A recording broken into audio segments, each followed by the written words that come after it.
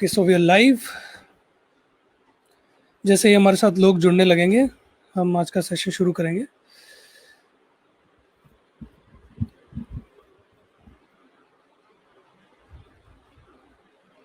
I hope everyone is doing fine.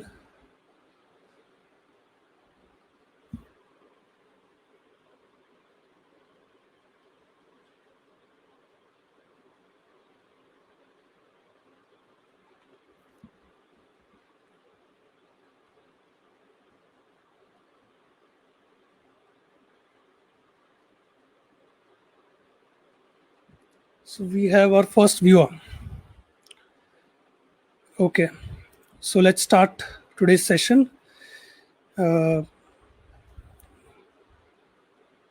Let's wait for one more guy.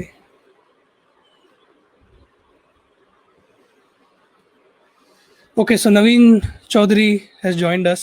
Hi, Naveen bhai. So we hope that you're doing well during this COVID, second wave, and we hope to bring much needed respite to you through this session, a good session on a good book by a good author. So let me introduce our today's guest.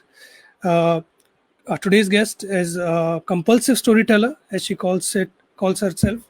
She writes academic non-fictions and relationship dramas, exploring the inherent nature of complex minds that leads to a relatable conflict and unpredictable climax. So, you know the name already, Koral Dasgupta. So let me introduce her.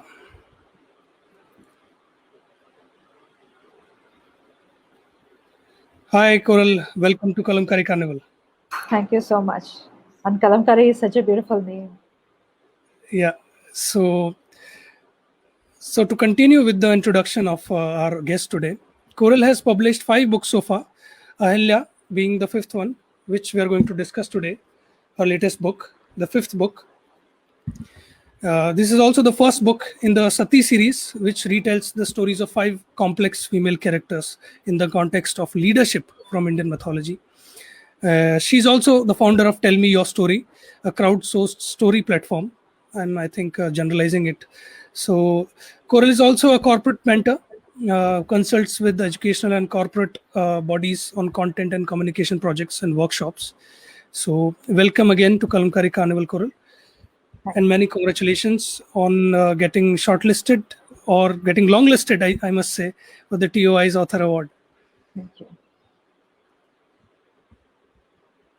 So today's book, let me show the cover again.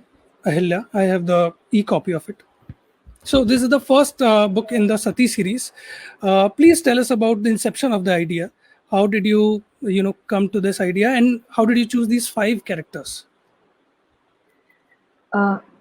Coming to your second question first, I didn't choose the 5 characters that way. The 5 characters were named as Pancha Kanyas in mythological writing that happened many years ago.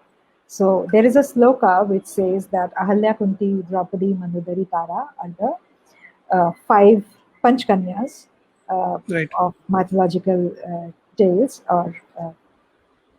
So when the scholars translated, and this is not my translation, this translation has been done by very qualified scholars from different parts of the world.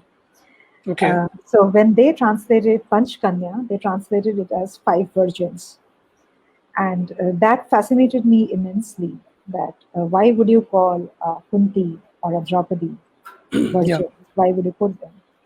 So it goes right from the name itself that the 5 virgins, or the way the Puranas, the spiritual, Hindu spiritual texts or literature, the way they look at women is they are not trying to judge the women from the perspective of their bodies, but they are trying to judge them from a far higher pedestal, from a far higher benchmark, something that we have lost and misinterpreted in between, probably for patriarchal convenience. We have been told the stories very differently.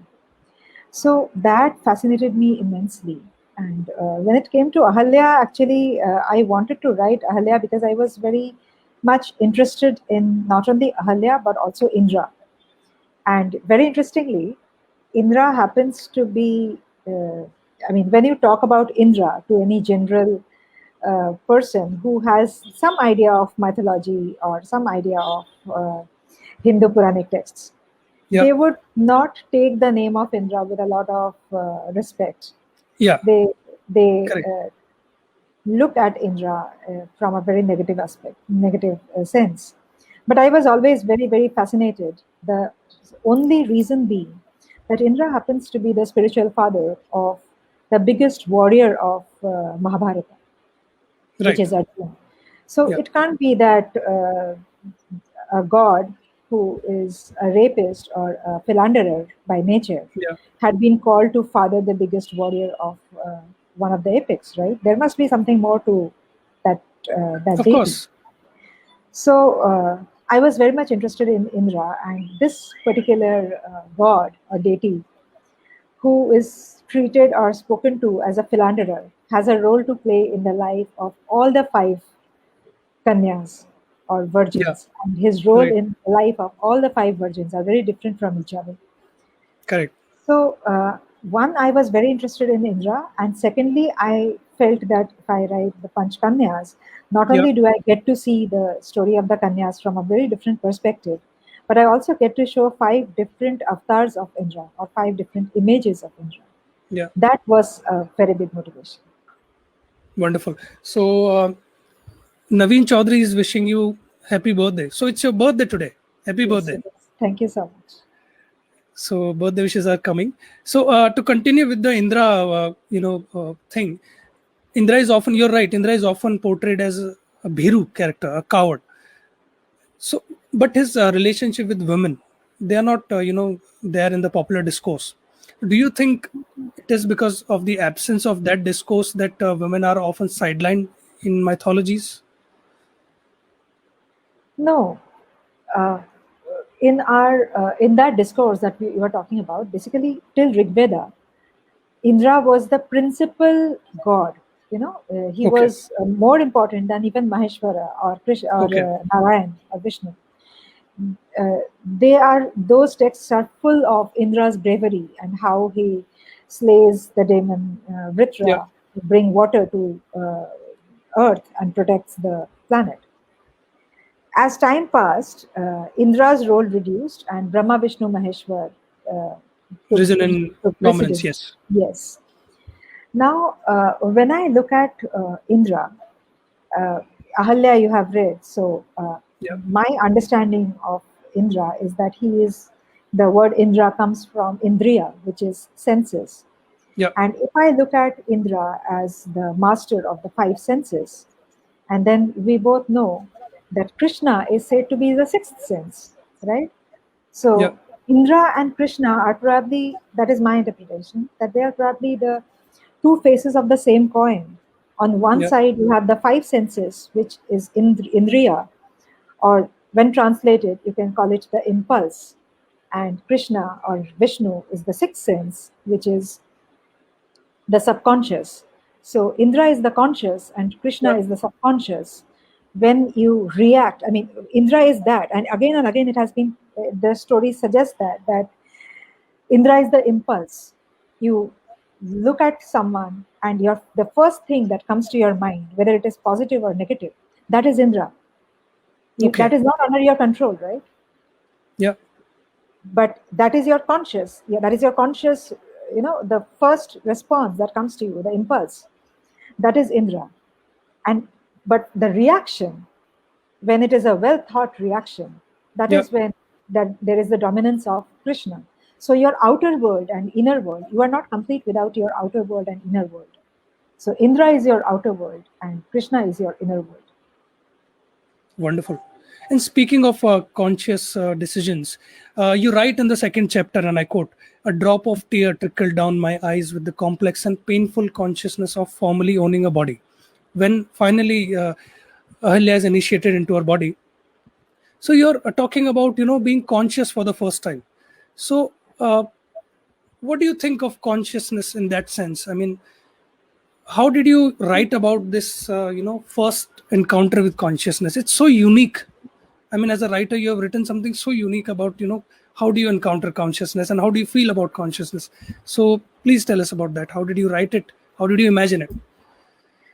Actually, when writing, I didn't plan it. I never plan my writing, it just Yeah, comes. But I think that may have come from the huge philosophical writing and philosophical thinking that I always keep doing. right. Because I'm one person who keeps thinking of why in everything, and that why Okay, is not from just a very superficial, very right now context. I try to right. think of it, taking it a little behind and taking it a little beyond. So I am a person. I have always been like that. I have grown up like that, and I mean, experiences probably the fact that my parents were working, so I used to spend a lot of time alone. And when you spend Okay, alone, you keep thinking. Or I didn't have much chance to go stray because though my parents were working, the walls were quite strongly built. So I right. used to read. I used to read and I used to think. So maybe those things have impacted the way I thought. And when writing these things, I have no idea where they came from, because I have voraciously read Hindu spiritual texts just because I was Okay, interested in the concepts of gods and goddesses right. that has been created there, be it Indra, be it Shiv, be it Kali. So Yeah, you will find many of my books. I have written very few, but many within those, yeah, the mention of those, or I have tried to understand them contextually. right. So it comes to me naturally, that kind of referencing. So I mean, it was so unique as a reader for me to, find something about consciousness in a book on, mythological character, because it's more like a philosophical thing or a psychological text. So, would you tell us which books you read prior to, writing this book? this one, I didn't do a specific homework for Ahalya because for Ahalya, anyway, the texts were very limited. So Okay, I do remember that I heard a lot of stories, like we all have. right. Our grandparents have told us the stories. But I do think that I do remember that I did have a lot of questions, you know, Okay, when it came to Ahalya, when it came to, like many of us had that question, that why was Ahalya punished? of So that course. Yeah, question did come. Uh, Similarly, with all the five women named here, I did have certain questions and I did try to find answers. yeah, So for Ahalya, I didn't have much of extra reading to do. But as a child, I remember when the holidays came, the summer right. holidays or the winter holidays or whichever, I used to start with Ramayana and Mahabharata. I had the Bengali translations of the original. Okay, So I read them again and again and again.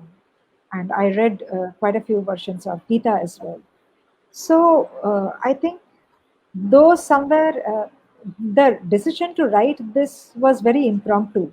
And I have never started writing something thinking that this will get published with so and so publisher. In fact, I didn't even have any idea that it will at all get published. okay, Two publishers had even rejected it. So okay. I didn't have publication in my mind. I wrote it because I wanted to write it, and I believed that I do believe that ढंग से लिखेंगे तो छप जाएगा. I mean, it's hard to believe that people, passed on to this book because it's so wonderful. And I would like to again quote you here the passage where Brahma wonders how the spirit of Ahalya got the innate knowledge of the usage of the flower petals related to human bodies. Hmm. So it reminded me, one of the stories of creations in Christianity when Adam and Eve eat the forbidden fruit of knowledge, and they are, Adam is forever burdened by the, and Eve, both of them are burdened by the, uh, knowledge. Uh, so they are punished in a way. So do you think, first of all, do you find that a valid comparison between Western Of course, mythologies and your if writing? it has come to you, it is valid. I mean, it is your reaction as a reader, and the Okay. reader's reaction is always valid. Okay, wonderful. So, so again, I mean, when we this burden of knowledge, when we speak about this, do you believe that burden of knowledge, uh, it punishes women more than men, even in our present day society? Definitely, yes. Uh, and this has, less to do with, that's my reading, that this Yeah, has yeah, of less to course. do with men and women and more to do with power. I always found that the gender dynamics or the gender discourse that we Yep. have, academically or philosophically or socially or economically, the gender dynamics actually wouldn't exist if there was not a power dynamics. So basically, a few would try to prove that they are stronger than the other. And that distinction would come in many ways. It would come in caste, it would come in religion, it would come as gender. Yeah, And gender is something that is common in all these. So it's very easy. yeah, And I feel that, when I read the stories myself, Ramayana and Mahabharata, the reason I was yeah, personally, now I feel, when I right, look back, the reason I was reading those again and again and yeah, again was probably because somewhere, even as a child, I didn't want to agree with the way the stories were told to me. I did feel that something was wrong, something was not okay. a miss, yeah, correct, Yes. So that was what I was trying to figure when I was reading again and again. Now, then I right, was too small to come out with an interpretation of this order. But then now, when I have written Kunti, I'm working on Draupadi now. There yeah, is, there are many more. There are many more. I mean, for example, in Kunti, we always looked at Kunti as the person yeah, who had discarded Karna, right? yeah, because of shame, societal shame, she discards. Yeah, Yeah, yeah, yeah, yeah. So, uh, when I look at this story, her giving away of Karna, Karna was the son of Surya, right? And yeah, Surya is omnipresent.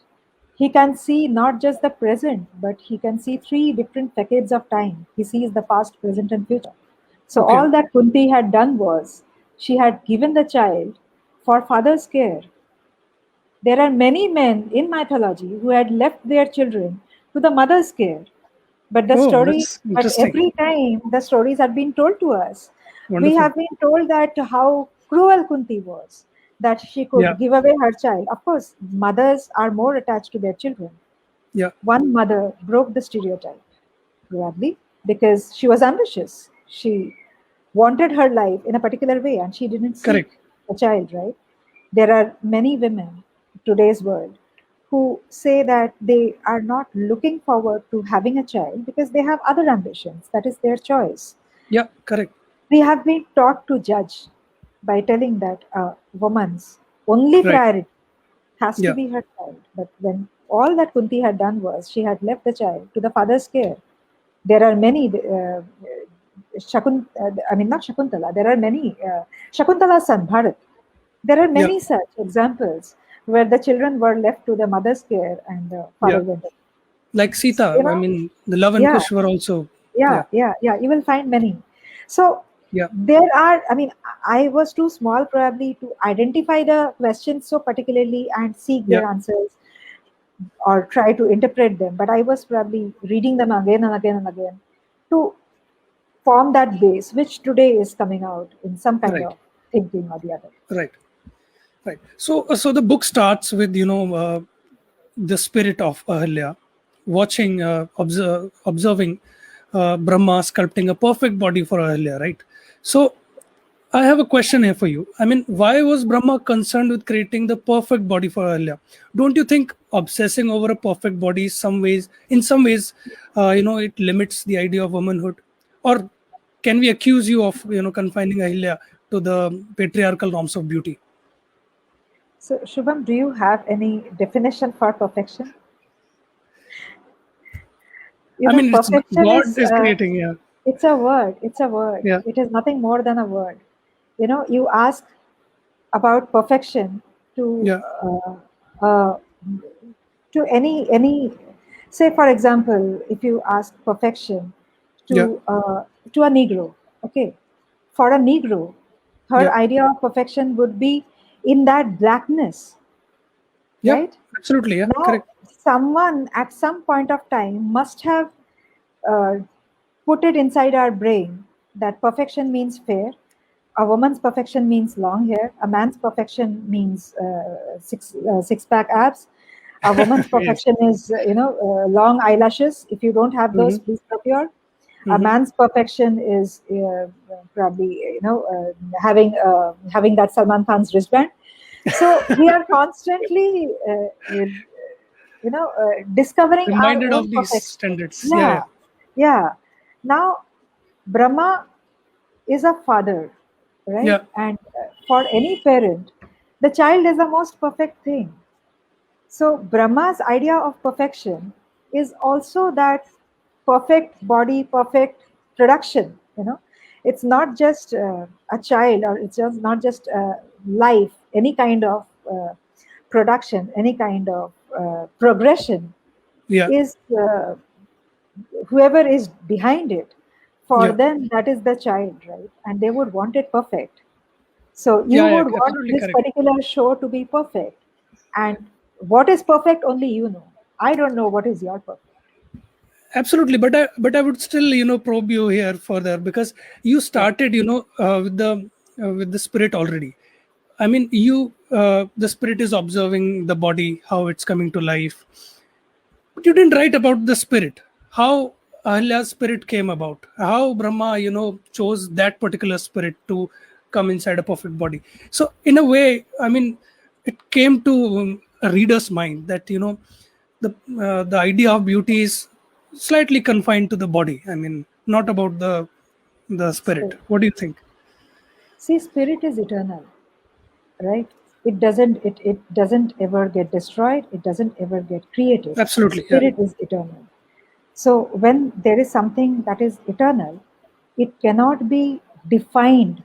Something that is eternal, the word eternal itself is infinite, right? yeah, So you cannot put a particular definition into it.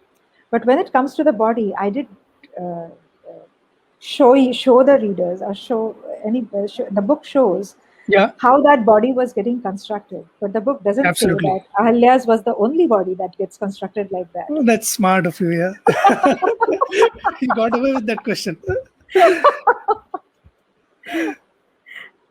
So for I all you understand. know, that everybody would have sandalwood and rose petals and everything, and the book No, no, does that was say that amazing. That the everybody is description. born Yeah. perfect. Yeah, everybody. The book does say that everybody is born perfect. In the course of Right, right. life, they pick up the mark. So would you say it's like, the curious case of Benjamin Button, where, the perfect, human being is getting slowly imperfect in ways, smaller ways, by learning or getting knowledge? Would you say that? I wouldn't use the word knowledge here because I see knowledge as a very positive word.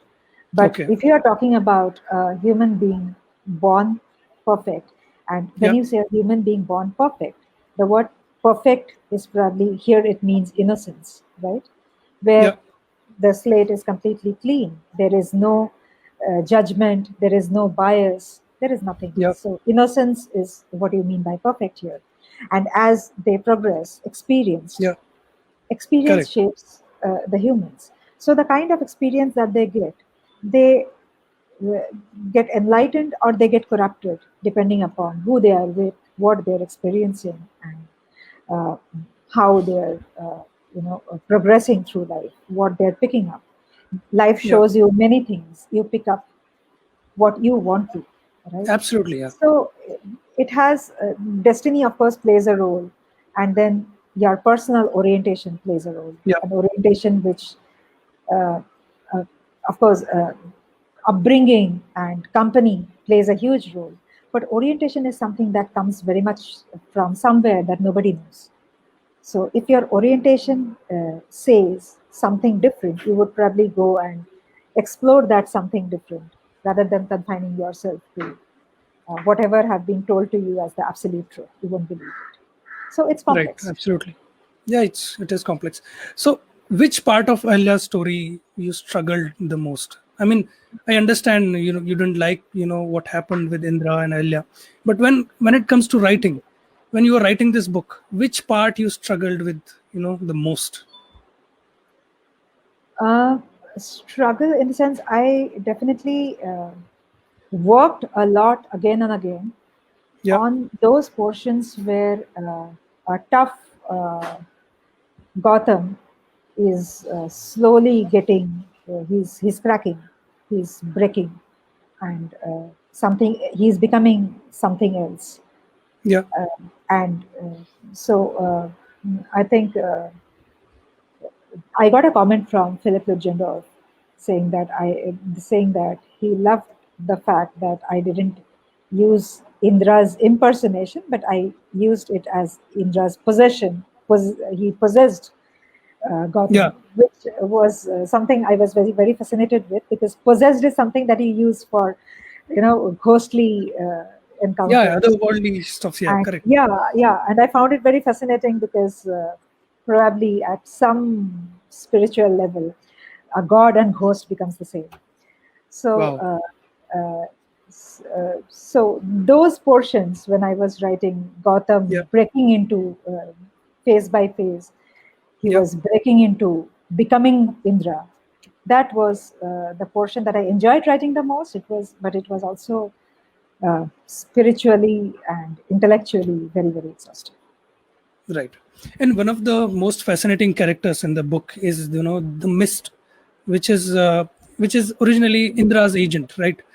So, how did you come to this idea of this character came to your mind, which is so unique? I mean, it's like mother to Ahalya.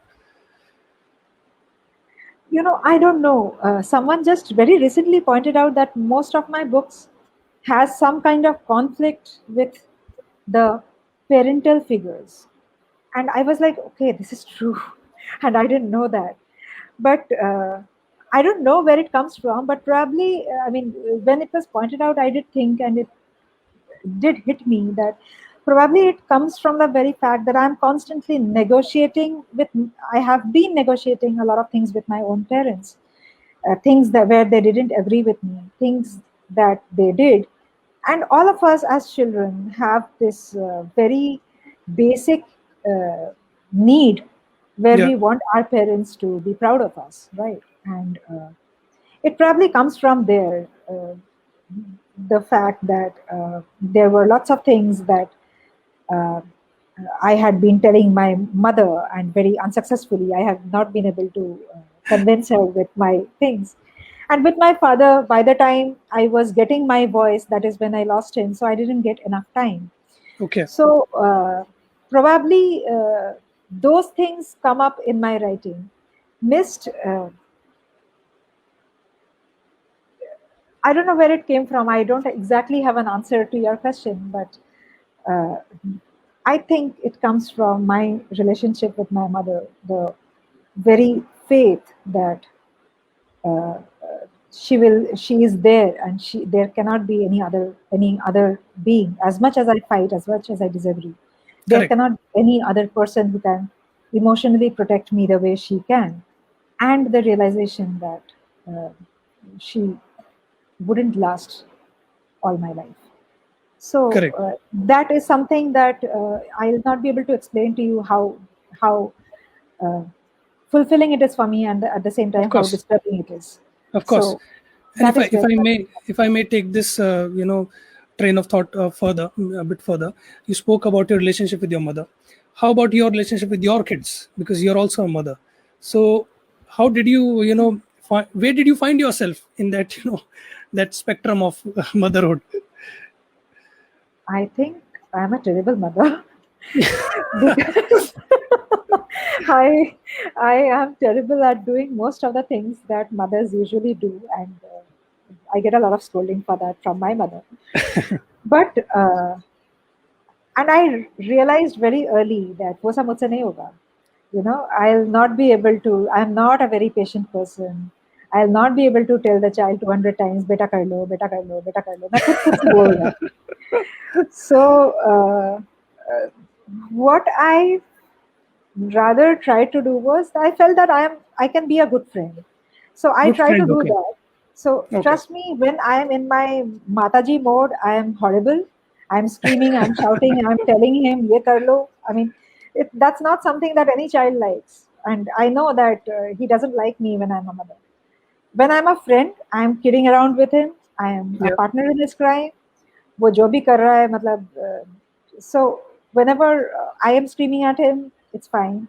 Whenever Yeah. anybody else does that, it could be my husband, I'm very angry with him. I'm very angry that why are you doing that to him? How can you talk to him like that?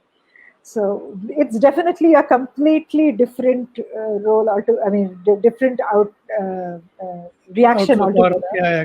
Yeah. Correct. Correct. So I So think I am much better as a friend than as a mother. And as a mother, I'm terrible. okay, so we are getting comments. Santosh Bakaya is saying that intensely fascinating discussion, an intriguing peek into a writer's mind. Thank you, Thank ma'am. you. And I'm looking to my right because of I'm seeing the questions from there. So It's okay. and It's your head. You can look wherever you want. other people are also complimenting. Dr. Sunita is greeting you. Pankaj is saying nice conversation. Okay, and if you have any questions, please now's the time to ask them. So okay, so what do you think mythology plays in defining the role of women in contemporary world?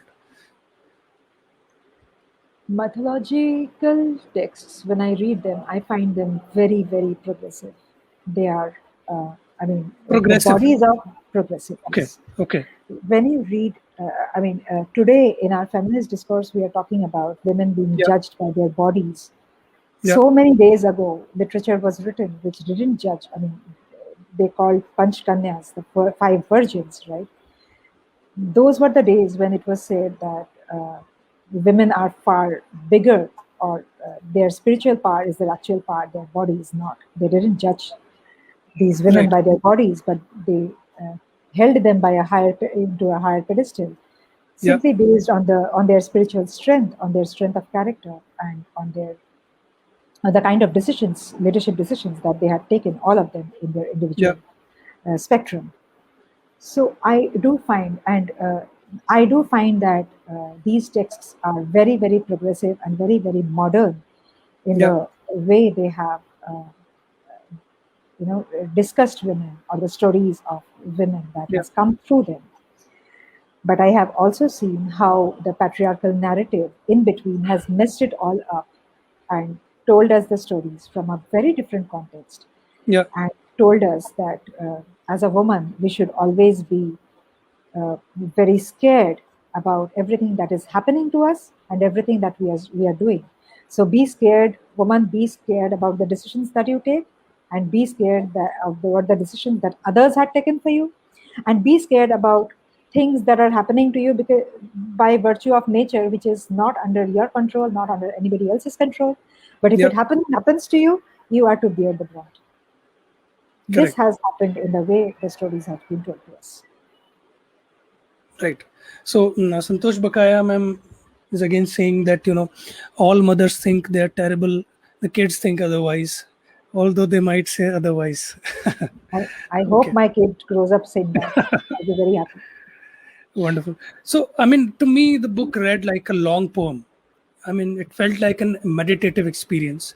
So, how was it for you when you were writing this? Because you must have been in a trance. I mean, just like Brahma was in his cave, you must be in your cave and you're doing this magic. I mean, what was the writing process for this book?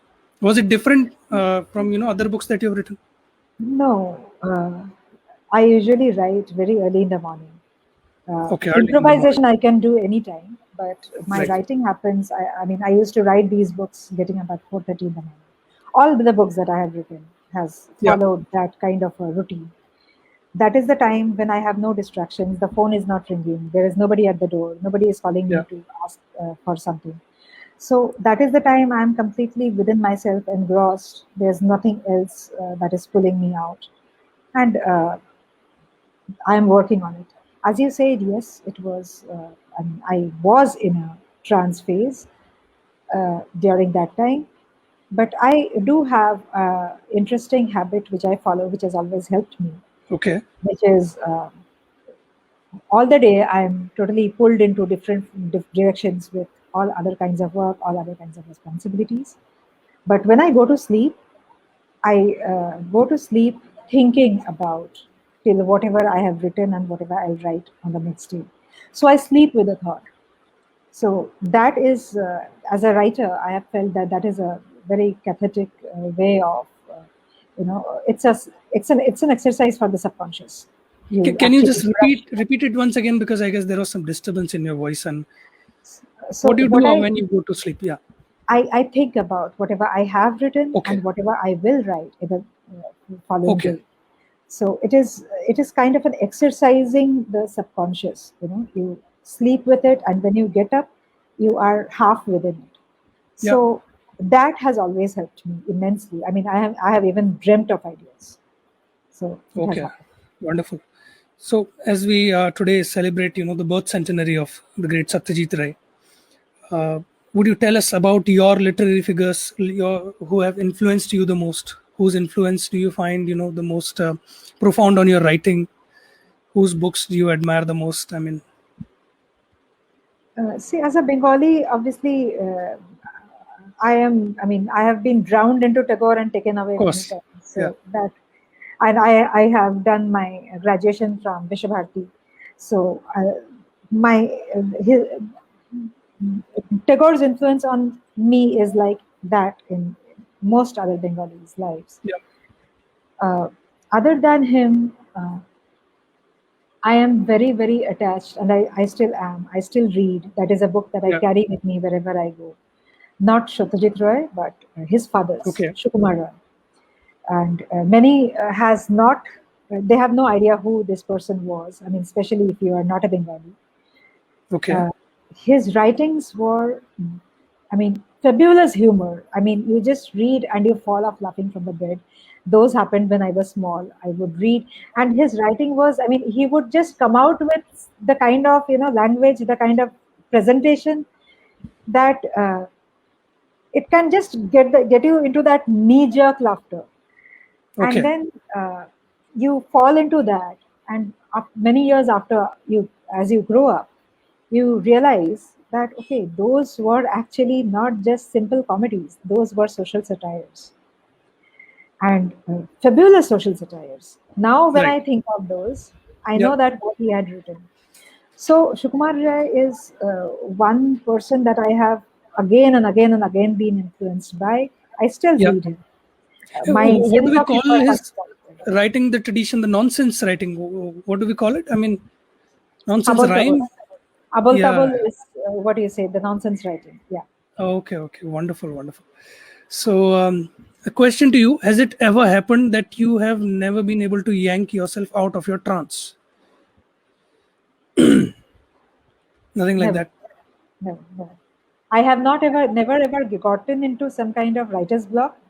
I Okay. have never ever gotten into any kind of trance as a writer where I will have to force myself to come out of Okay. So let me rephrase this question in a different way. it. I mean, has there ever been any revelations that came to you while writing a book?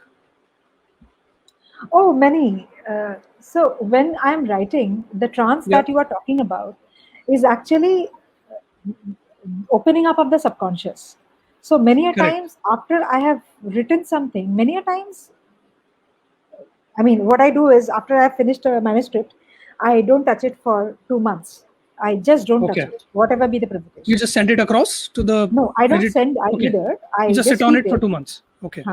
And then after 2 months, I read it. So there are a lot of things that I notice, a lot of repetitions that I notice, which I remove. But then those are the moments when I get to see myself in a very different way. Like uh, there are moments when I get to know that okay, I didn't know that I thought like this, Wow. or I had this within me. So a lot of activism that you say, which may not be coming out, and I am not a person who is activist. I mean, by the definition of it, in any way. Yeah. I Yeah. don't get into arguments, or even if I do get into arguments, I don't prolong it for too long. I mean, I just let the person win if I feel that I am wasting my energy. So Okay. those things probably get stored. Every Yeah. time someone asks me, and every person's question is valid, right? He is not engaging with me into a banter just because it's his hobby. He is somewhere disturbed with something that I have said, and that is why he's putting up that question. Yeah. So those questions probably remain with me, and they come out in these ways. So when you read Ahalya and you see the father-mother distinction, those are the questions that probably I had faced or I had been put through, or I have heard someone discussing and I didn't agree and I didn't Yeah. respond either. So those are the ways that came out. Wonderful. So, speaking about these activism that you use the word activist. So, do you think, let's say, by confining a book, if I call, let's say, in a some reader calls Ahalya a feminist piece of literature, would you agree with it? I mean, would you like it when somebody describes your book in a very rigid way? I mean, as a writer, No, I mean, I know that a lot of people are calling it feminist literature. Thank you, but I I don't don't. agree with it. I mean, I yeah, don't. I don't see yeah, it as a feminist literature, for that matter, at all. Because in all my works, I have had fabulous men characters, and they yeah, have been as flawed as are the women. And I don't see this world uh, as a space for the activism of one gender only. We can absolutely, coexist in a very beautiful way when we understand each other. So when someone talks about, I mean, I know where they're coming from. The fact that there has been a patriarchal domination for so many years doesn't mean that this is the time for matriarchal domination. It will correct, just, it would just, if there was an imbalance like this, now it will be an imbalance like this. So absolutely, imbalance is never a positive thing to happen. So right, I and many other feminist narratives that are, I yeah, mean, I use the word feminist because that is the way they are getting described. But then those works are actually being developed to create that balance, not to fire the imbalance. absolutely. And what would you like a reader to take out from this book at the end of the day?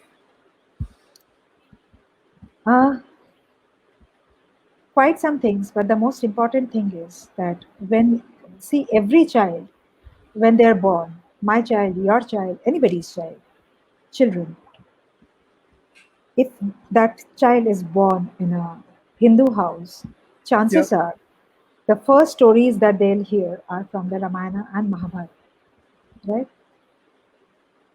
They hear about how how huge Rama was, yeah, how brave Arjun was, how powerful Bhim was, how great Bhishma was. Right from the beginning, you are sowing the seed that there was only one gender who was very which can good, be who great. was Yeah, yeah, great, who yeah, yeah, was correct. amazing. And this came to my mind when one day I asked my child that who is your favorite, and he didn't want to answer it because he didn't have the answer. So when I knocked him a little more, I pestered that he should answer. He thought a lot and he said Sita, and I Oh, said why Sita? He said because Sita followed Rama's orders. Whatever he said, she heard. And I was crestfallen. That my child is saying that obedience is the best virtue of the woman. I that's a mean, hell when of the a entire, realization. yeah, Yeah. yeah. That is when he will be 9 a few days after in this Oh, May. He's only too 9. Okay. small, but I have taken that, I have taken that opportunity, and I have started talking to him about Chitrangada, who was a Yeah, warrior princess. I also explained to him about Sita in whatever way I could explain to him. I yeah, told him that Sita was one person who believed in Ram, and when a person is on a mission, Rama was a karma yogi. He was a workaholic, if we yeah, use the term of that exists today. He was a workaholic, and a workaholic often is not very careful about anything else other than work. Right. So Rama was a workaholic, and the best partnership that Sita could provide him was not making his path difficult. Not coming in his But way. Yeah. yes, but at some point of time, it's okay. It so happened that Rama was a leader, and the persons who were leading had Yeah. certain doubts in their brain. So Sita tried to make it easy for him once again. She took that Agni Pariksha because not because she felt that Rama doubted. If Rama doubted, she would have left her. He Right. didn't need Agni Pariksha for Sita. The Agni Pariksha happened because people wanted. She took it once, just for just so that people are happy, not for Rama. Yeah. She did it for the people as a part of her partnership deal with Rama. But second time, when they had asked for that Agni Pariksha, Sita refused to take that Agni Pariksha. This time, that refusal was not because she felt that Rama has changed. She didn't refuse because she felt that she might be scared. She refused so that that Agni Pariksha thing doesn't become a ritual for women. Wow. Because if she took it for the second time, Yeah. then people would Becomes a feel precedent. that Yeah. It's a precedent. yes, every time you have some doubt on the woman, put her through a Agni Pariksha. Sita was Amazing. that person who stopped that ritual, that act from becoming a ritual. And that is the Wonderful. reason why you should, love Sita. So Wonderful. these are things that today we are getting conscious. I don't know how many mothers would do that, but it is very important that Right. we start talking about the women from mythology to our children. And Correct. end of the day, that is what I would want. I mean, if Right. this book impacts the parents, they would Yeah. probably talk about it among themselves, if not to the child would hear. And I think if the child hears that That's enough. discussion between Yeah. parents, somewhere a movement would start. Absolutely. Absolutely. So there's a question coming for you. Are there any male examples in mythology that can be compared with Ahalya or Kunti or Mandodari, basically with Panch Kanyas? Male example, I don't know why you want a male example, but when it comes to Ahalya, Yeah. please try to understand that all the five women were very different from each other, and they had five very different situations. So it cannot Right. be one man who would be similar. When it comes to Ahalya, the closest that I can think of is Ekalavya. Sorry. Ekalavya. The closest that I Ekalavya. can think is Ekalavya. Okay. Because he was also uh, punished for something that he didn't deserve. He was also, Absolutely. something was taken away from him, which was totally his. It was not anybody's else. And Dronacharya Yes. knew it. Very cruel.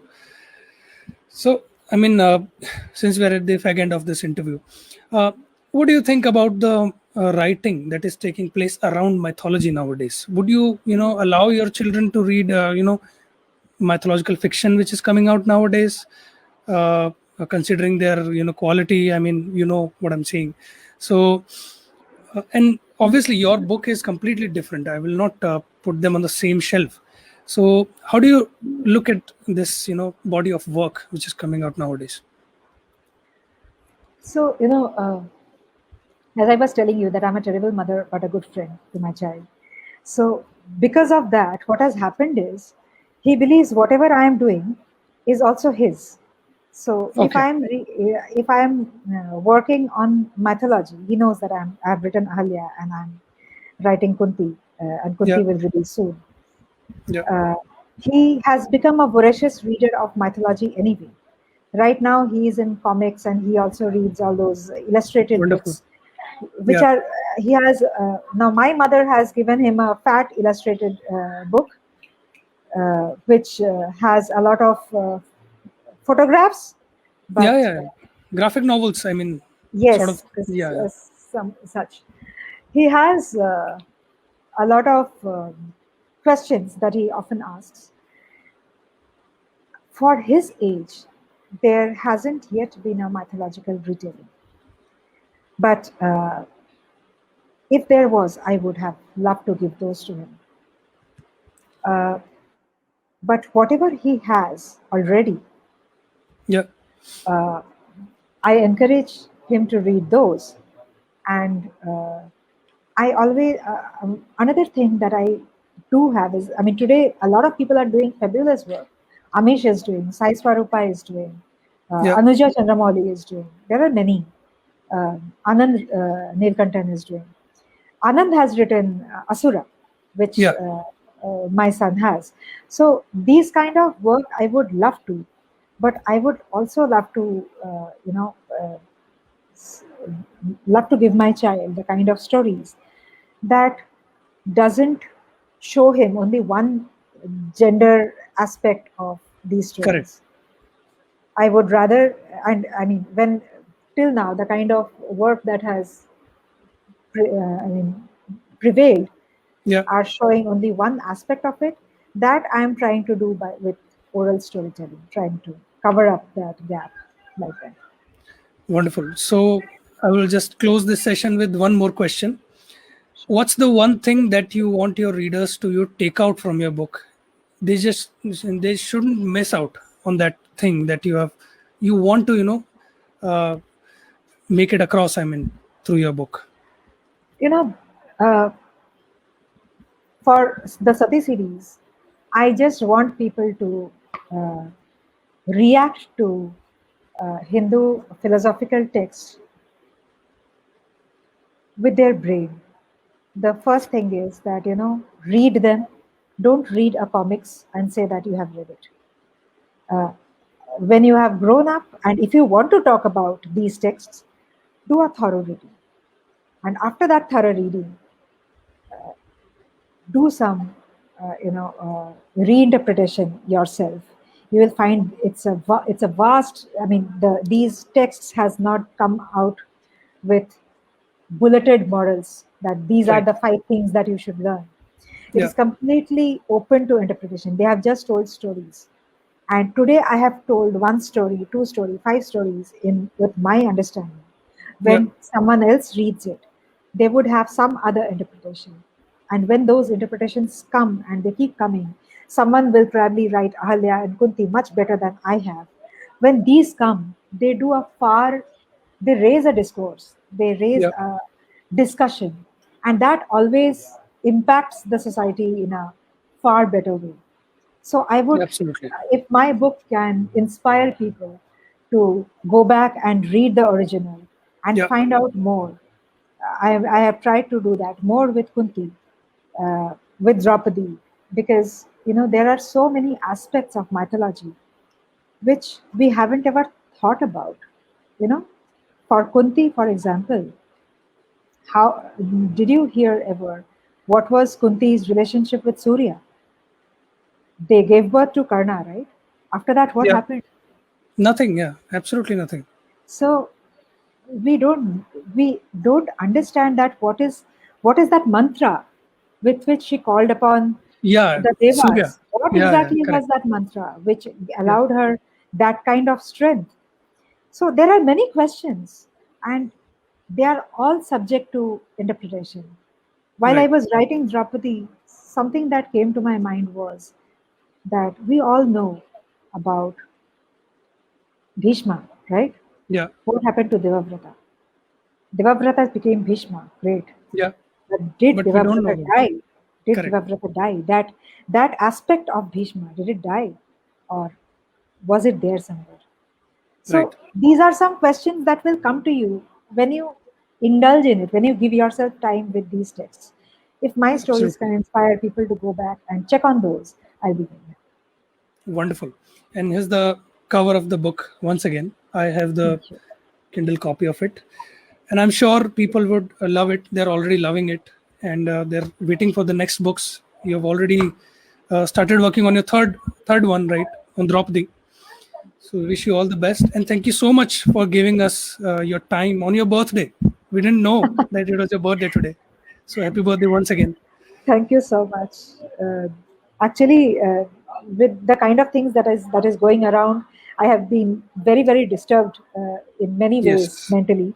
correct. Not because I mean, thankfully, touch wood till now, we are safe, but many Yes, friends are impacted, and it doesn't leave you in a very happy space. So. Absolutely, So, we need these things to get our minds off those things.